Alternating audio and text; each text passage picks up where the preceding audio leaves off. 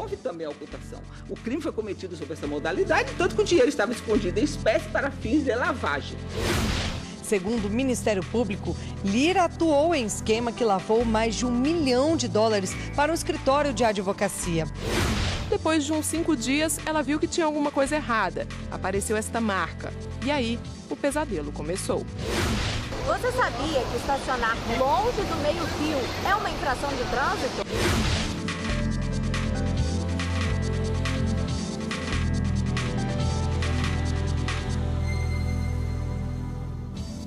Olá, boa noite. Boa noite.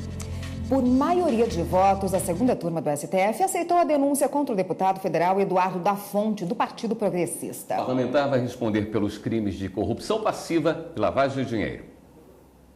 Segundo a denúncia, o deputado federal Eduardo da Fonte teria recebido R$300 mil da construtora UTC para beneficiar a empresa com contrato na Petrobras. O suposto delito teria ocorrido entre os anos 2009 e 2010, época do mandato anterior do parlamentar. Na sessão desta terça-feira, votaram os ministros Ricardo Lewandowski, que tinha pedido vista, e o decano Celso de Mello.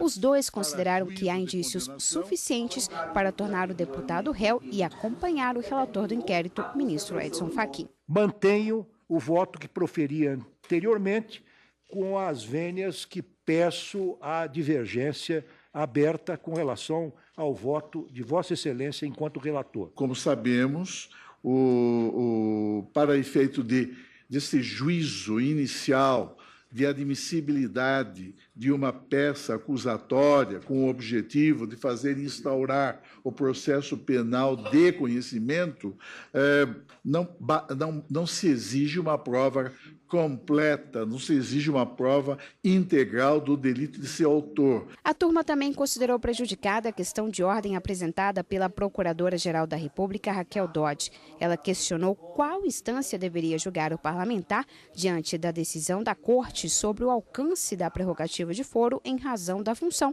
já que o crime teria ocorrido em mandato anterior. Prejudicada a questão suscitada pela ilustre Procuradora-Geral da República e, assim, anunciado também este prejuízo com o resultado do julgamento do inquérito 4.118. A segunda turma do STF também aceitou denúncia contra o ex-ministro Gedel Vieira Lima e mais 4 pessoas. O ex-ministro foi denunciado pelos crimes de lavagem de dinheiro e associação criminosa. Em setembro de 2017, a Polícia Federal apreendeu em um apartamento usado por Gedel Vieira Lima em Salvador R$51 milhões. Na denúncia, a Procuradoria-Geral da República aponta como possíveis fontes para o dinheiro propinas da construtora Odebrecht, repasses do operador financeiro Lúcio Funaro e desvio de verbas recebidos de políticos do MDB. Também foram denunciados o irmão de Gedel Vieira, o deputado federal Lúcio Vieira Lima, a mãe dos políticos, Marluce Quadros, o advogado Gustavo Pedreira do Couto Ferraz, apontado como braço direito do ex-ministro, o ex-assessor parlamentar Job Brandão e Luiz Fernando Machado Costa Filho, executivo da construtora Cosbat. No final de 2017, a PGR denunciou as 6 pessoas pelos crimes de lavagem de dinheiro e associação criminosa. Na segunda turma, a Subprocuradora-Geral da República defendeu o recebimento da denúncia e a manutenção da prisão preventiva de Gedel Vieira Lima. Aqui no caso, não houve somente a ocultação, houve também a ocultação. O crime foi cometido sob essa modalidade, tanto que o dinheiro estava escondido em espécie para fins de lavagem. O que a acusação diz é exatamente isso, que o crime foi cometido para fins de lavagem. E a dissimulação e a integração foi feita mediante investimento de dinheiro em espécie, como dito, como dito na denúncia. Atualmente, o ex-ministro está em prisão preventiva no complexo penitenciário da Papuda, em Brasília. Quem está aqui no estúdio vai comentar a sessão de hoje, a consultora jurídica da TV Justiça, Karina Zuccolotto. Boa noite, Karina. Boa noite, William. Boa noite, Boa Erika. noite, Karina. 6 acusados, apenas um virou réu aqui no Supremo, né? Como foi o julgamento dessa tarde? O julgamento ele começou com várias sustentações orais, foram feitas. Um advogado falou em nome de 3 acusados e depois outros 3 advogados também falaram em seguida.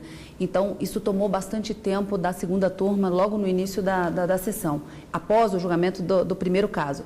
Mas quando o ministro Edson Fachin proferiu o seu voto, vários pontos foram colocados até que se chegasse ao mérito efetivamente para se analisar se haveria ou não recebimento dessa denúncia com relação aos 6 acusados. No primeiro momento, o ministro Edson Fachin confirmou o que uma das defesas havia arguído, de que o Supremo Tribunal Federal não seria competente para processar e julgar todos esses acusados, mas o ministro acabou afastando essa argumentação e, por unanimidade, os ministros acabaram confirmando, apesar do julgamento da semana passada com relação à prerrogativa de foro, como se tem um deputado envolvido no caso, é competência do Supremo Tribunal Federal. Então, essa primeira questão foi decidida e quando então o ministro passou a analisar 8 preliminares que foram suscitadas pelas defesas prévias de todos aqueles que eram acusados.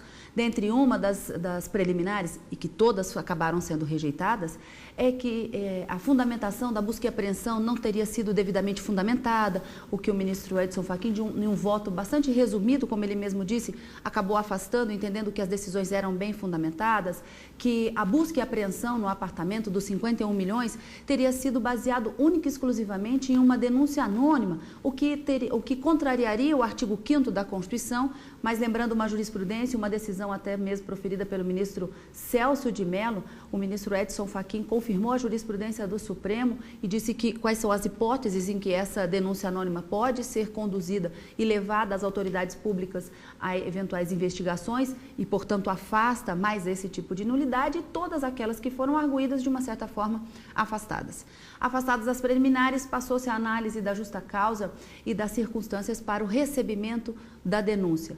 Com relação a todos os acusados na lavagem de dinheiro, o ministro Edson Fachin entendeu que haviam indícios suficientes trazidos pelo Ministério Público para transformá-los em réu, exceto em relação a Gustavo Ferraz, porque em uma única vez, no seu depoimento da Polícia Federal, ele teria dito que transportou uma única vez valores de São Paulo a Salvador, que seriam para doações de campanha, e que isso não significaria qualquer tipo de ocultação ou dissimulação a configurar lavagem de dinheiro.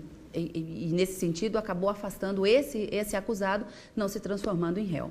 E o ministro Gilmar Mendes, ele abriu uma divergência, mas acabou vencido também porque ele entendia que um dos acusados, por ser incorporador, ele receberia valores das empresas para investir nos nas suas construções e que isso não seria também configurado qualquer tipo de lavagem de dinheiro. Mas ficou vencido o ministro Gilmar Mendes.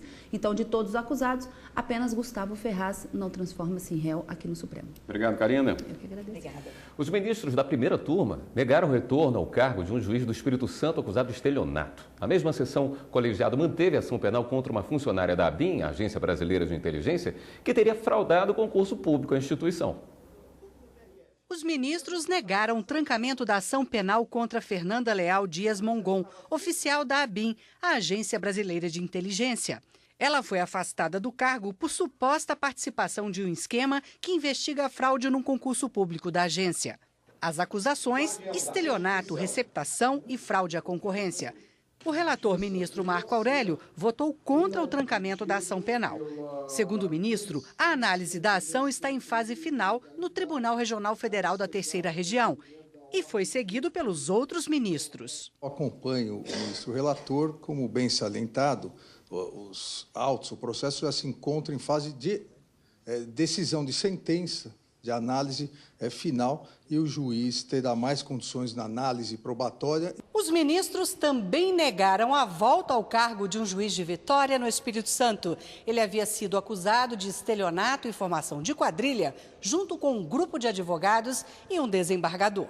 O réu, o juiz Macário Ramos Júdice Neto, acompanhou o julgamento no Supremo. Ele foi absolvido numa ação penal. Já no processo administrativo, o Tribunal Regional Federal da Segunda Região decidiu aposentar o juiz compulsoriamente. Mas o Conselho Nacional de Justiça suspendeu a punição por falta de quórum. Por outro lado, o CNJ manteve Macário Neto afastado da função. A defesa do réu pedia a volta dele ao cargo. O relator ministro Luiz Fux disse que a questão deveria ser julgada pelo tribunal local. Tendo em vista que o quórum não foi alcançado, dever-se, então, não proclamar a aposentadoria compulsória.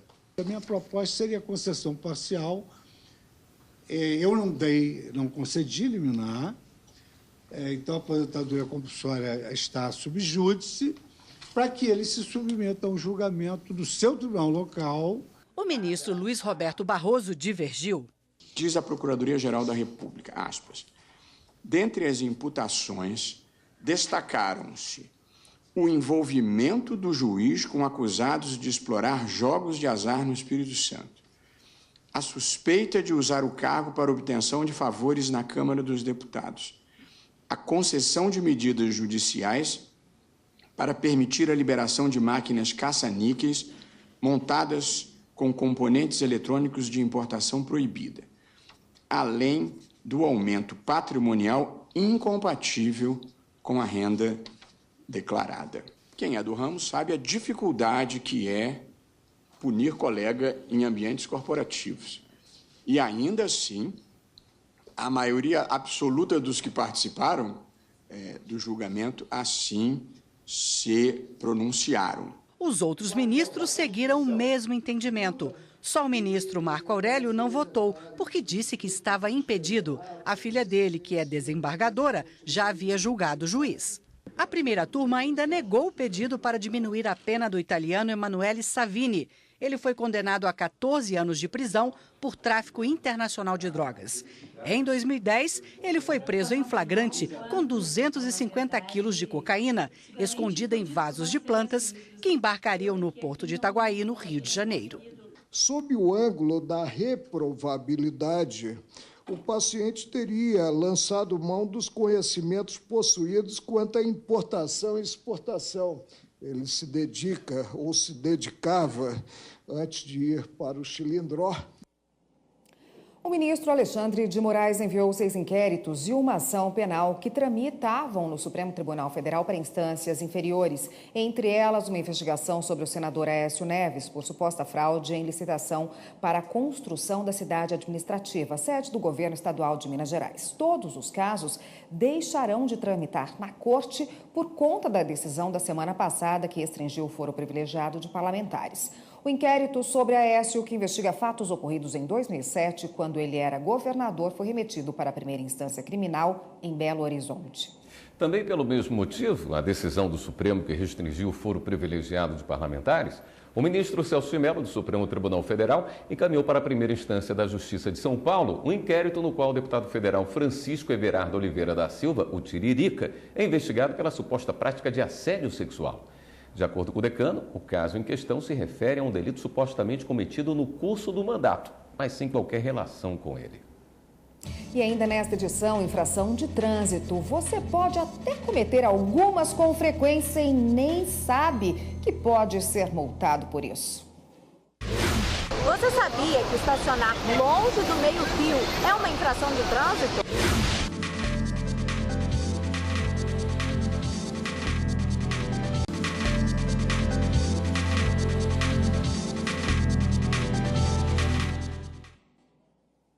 Estamos de volta com o Jornal da Justiça e com uma informação do caso que falávamos há pouco com a consultora Karina Zucolotto. Por unanimidade, a segunda turma do Supremo acaba de manter a prisão preventiva de Gedel Vieira Lima. Os ministros entenderam que, solto, o ex-ministro poderia voltar a praticar crimes.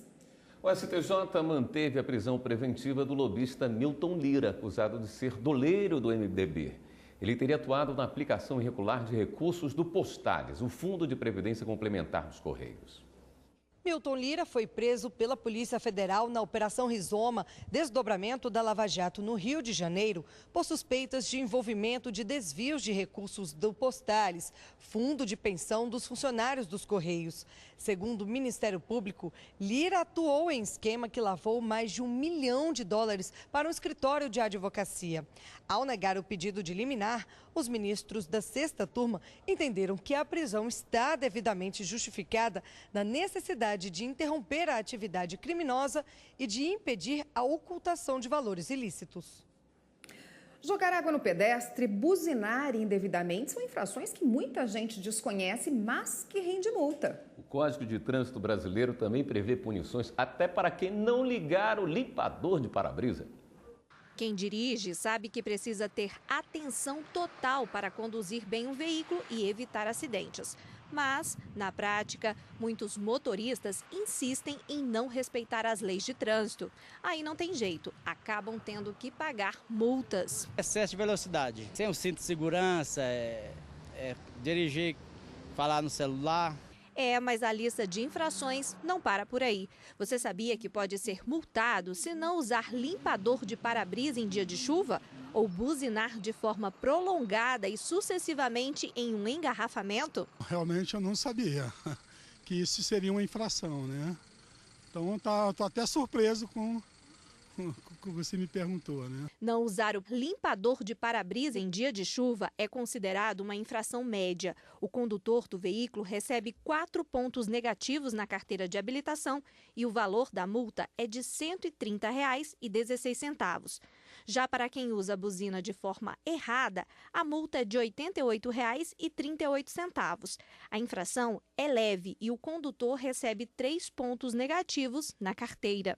Nas ruas, os pedestres reclamam de uma situação muito comum em dia de chuva. Eles passam e espirra água neles, né? Eu fico aqui, molho a roupa tudo, se esconde atrás da parada, já aconteceu.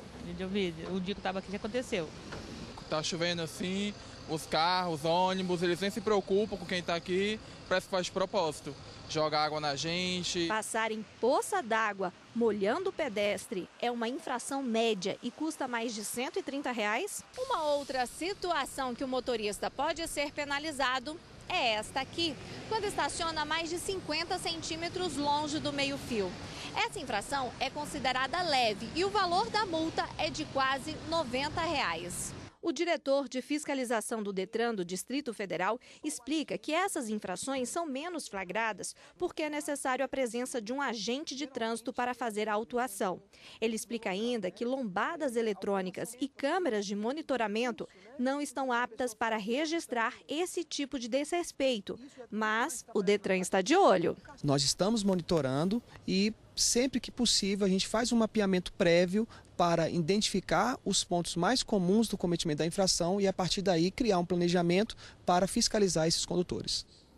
Combater as notícias falsas, as chamadas fake news na campanha eleitoral é um desafio encampado aí pela Justiça Eleitoral. Pois é, William, e o assunto tem despertado tanta preocupação que foi tema de um debate na Conferência Legislativa sobre Liberdade de Expressão na Câmara dos Deputados. O evento aconteceu na Câmara dos Deputados. Participaram da 12ª Conferência Legislativa sobre a Liberdade de Expressão deputados, senadores, ministros, representantes da Unesco, do Instituto Palavra Aberta e o ministro do Tribunal Superior Eleitoral, Carlos Bastide Horba. Durante a palestra, o ministro do TSE destacou a importância do uso da internet. Atualmente, 3 bilhões de pessoas no mundo têm acesso à internet e no Brasil, 66% da população utilizam esse meio de comunicação. Ela dá para o cidadão e para os candidatos uma nova ambiência para divulgar suas ideias, para fazer campanha, dando para a Justiça Eleitoral, portanto, um novo campo de atuação. Um campo de atuação, na verdade, que já tem sido bastante presente nas nossas eleições e em relação à qual a Justiça Eleitoral já tem atuado de maneira bastante efetiva, bastante concreta. O ministro ressaltou também que a Justiça Eleitoral tem atuado com cautela para que seja garantida a liberdade de expressão. A nossa resolução ela deixa muito claro que todas as pessoas têm total liberdade para manifestar suas opiniões nos meios digitais, na internet, porém há limites, e esses limites estão fixados na própria Constituição da República. Eu não posso agredir a honra, a imagem das pessoas, eu não posso divulgar matérias que são sabidamente inverídicas. Os participantes da conferência puderam fazer algumas perguntas. O ministro Carlos Horba foi questionado sobre a ação efetiva da Justiça Eleitoral no combate às notícias falsas nas eleições de 2018. A partir do momento em que as pessoas que são atingidas por essas informações e que têm a sua campanha potencialmente atingida também por essas divulgações de notícias falsas, elas acionam a Justiça Eleitoral e a Justiça Eleitoral dispõe de diferentes instrumentos processuais dentro da resolução e dentro da lei das eleições para determinar a retirada do conteúdo, para determinar a suspensão do acesso a um determinado material. O cadastro eleitoral vai ser fechado no dia 9 de maio. Veja agora quais os serviços que o eleitor só vai poder solicitar até quarta-feira. O nome civil não tem significado para essa cidadã. Já o social mostra quem ela é. Natália Vasconcelos. É assim que ela se chama. Não tem nada a ver comigo, então não gosto que me chamem pelo meu nome civil.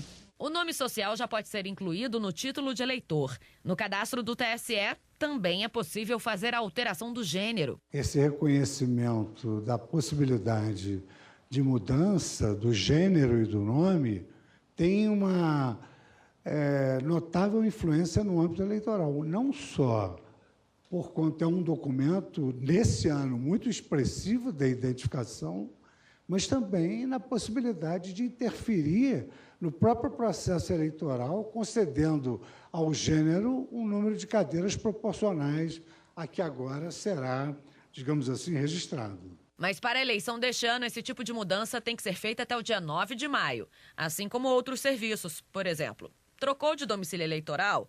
Quer tirar o título de eleitor? Então corra ao cartório. Presos provisórios também podem regularizar tudo isso. E os menores em unidades de internação podem tirar o documento. A Justiça Eleitoral chegou a instalar unidades itinerantes só para esse serviço. No Distrito Federal, em apenas 5 dias, 421 pessoas foram atendidas. 95% queriam emitir o documento. E quem não participou ainda tem opção, mas tem que ser rápido. Vai depender do dirigente lá, do estabelecimento, entrar em contato com a gente para ele levar esse detento lá no cartório para ser atendido. A data também marca o encerramento do prazo para que aquele eleitor com deficiência ou mobilidade reduzida peça a transferência para uma sessão eleitoral com acessibilidade. A rede social Facebook e a empresa Google publicaram avisos aos usuários sobre a data limite para a regularização da situação eleitoral. Os avisos das duas empresas reforçam os alertas do Tribunal Superior Eleitoral sobre o fim do prazo. Os usuários foram direcionados para o site do TSE e para o canal da Justiça Eleitoral no YouTube, para ter informações sobre o que precisa ser resolvido a tempo de votar nas eleições deste ano. E no próximo bloco, tratamento estético, qual profissional está habilitado a realizar para não expor o paciente a riscos? Depois de uns 5 dias, ela viu que tinha alguma coisa errada. Apareceu esta marca. E aí, o pesadelo começou.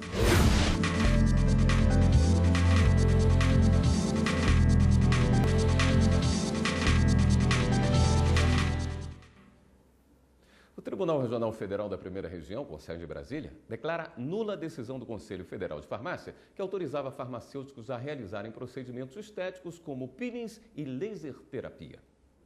Há um ano, este era o rosto de Andressa, mas ela estava um pouco insatisfeita com as pequenas bolsas embaixo dos olhos e por isso procurou um local para fazer preenchimento. Lá, foi orientada a realizar o procedimento também na região da boca. Tudo feito por uma pessoa que não era da área médica. Depois de uns 5 dias, ela viu que tinha alguma coisa errada. Apareceu esta marca. E aí, o pesadelo começou. Aí procurei um pronto-socorro e a pessoa disse que era um abscesso, ou por inoculação de bactéria, ou pelo produto, ou pela forma que o produto foi aplicado. Andressa se arrepende de não ter procurado um médico para fazer o procedimento estético. Ela acredita que muitos problemas poderiam ter sido evitados com a escolha do profissional adequado. Eu acho que a única pessoa que pode estar fazendo esse procedimento realmente é o dermatologista, um cirurgião de confiança, porque se der algum problema, a pessoa vai poder te acompanhar no pós-procedimento. E é justamente isso que o Conselho Federal de Medicina busca, que apenas médicos realizem procedimentos estéticos, pois muitos são bastante invasivos. Recentemente, o CFM questionou na Justiça uma resolução do Conselho Federal de Farmácia, que autorizava o farmacêutico a fazer intervenções dermatológicas estéticas, como peeling e laser terapia. No caso do médico, ele faz 6 anos de faculdade de medicina e mais 5 anos de especialização. Um profissional que tenta adentrar numa área onde ele não está qualificado poderá trazer grande risco para a sociedade. Uma das complicações, você pode causar uma lesão irreversível. O TRF da Primeira Região entendeu desta mesma forma. Ao analisar o caso, a 7ª turma considerou que o Conselho de Farmácia, por meio da resolução, atribuiu competência não prevista na lei que regulamenta a profissão de farmacêutico.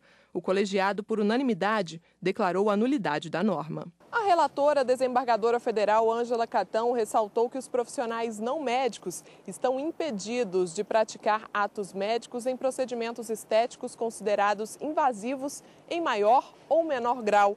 Portanto, não há respaldo legal nas regulamentações emitidas pelos conselhos. Acrescentou ainda que o botox, peeling, preenchimentos e outras intervenções rompem as barreiras naturais do corpo e podem resultar em lesões e até na morte do paciente.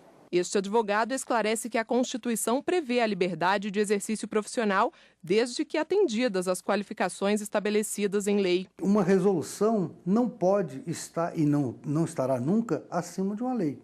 Se a lei diz que a competência de uma determinada profissão são esses e aqueles itens, não pode uma resolução, que é uma decisão de um colegiado da própria profissão, estender essa competência. Não é possível isso. O Conselho de Farmácia se defende. O presidente do CFF afirma que já entrou com um recurso questionando a decisão do TRF1. Acho que isso é condenável, né? As outras profissões têm todas as condições de exercer essas atribuições na área da estética, né? E nós podemos deixar perfeitamente claro que na proposta nossa de resolução em vigor até hoje, a 573, não existe absolutamente nada que seja considerada como invasivo. Este dermatologista explica que até mesmo o peeling, se feito de forma inadequada, pode causar riscos para o paciente. Os riscos inerentes aos peelings é você aplicar a substância errada para a patologia.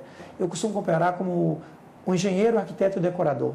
Todos trabalham na construção civil, todos trabalham na sua casa, mas cada um com sua função. E quando todos trabalham em harmonia, a casa fica um espetáculo. Mas se um tenta invadir a área do outro, a casa pode cair. Eu devia ter ficado mais esperto e ter me informado um pouco melhor. A ministra Rosa Weber, do Supremo Tribunal Federal, convocou para o dia 18 de maio uma audiência de conciliação com representantes do Estado de Roraima, da União e da Procuradoria-Geral da República. A relatora busca entendimento sobre o pedido formulado pela governadora Sueli Campos para determinar à União o fechamento da fronteira do Brasil com a Venezuela. Na ação, o governo de Roraima quer que o governo federal seja obrigado a promover medidas administrativas na área de controle policial, saúde e vigilância sanitária aos cidadãos venezuelanos que cruzam a fronteira com o Brasil. Pede também a transferência de recursos adicionais para suprir custos com a prestação de serviços públicos essenciais aos venezuelanos e ainda o fechamento temporário da fronteira ou a limitação do ingresso deles no território nacional por Roraima. A audiência está prevista para as 2h da tarde. Hora de dar um giro na rede, conferir as últimas notícias.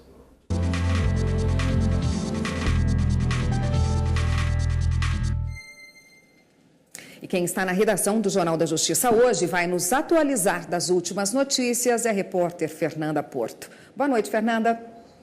Boa noite, Érica. Boa noite, William. Boa noite para você que está em casa. Hoje à tarde, o ministro do STF, Dias Toffoli, remeteu à primeira instância 2 casos criminais referentes a deputados. A ação em que o deputado federal Roberto Góes, do PDT, responde por suposta associação criminosa, foi enviada à 3ª Vara Criminal da comarca de Macapá, no estado do Amapá. O outro caso é um inquérito que investiga crime de peculato supostamente cometido pelo deputado Rogério Marinho, do PSDB do Rio Grande do Norte.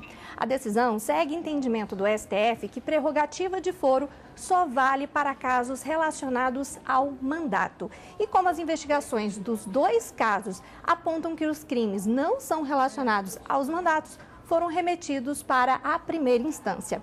E a Justiça do Distrito Federal mandou o Detran cancelar todas as multas por farol baixo apagado em rodovias distritais. O entendimento é que a regra só vale para rodovias em área rural. Eu fico por aqui e volto com você aí no estúdio. Obrigado, Fernanda. O Jornal da Justiça fica por aqui. Boa noite para você. Boa noite, até amanhã.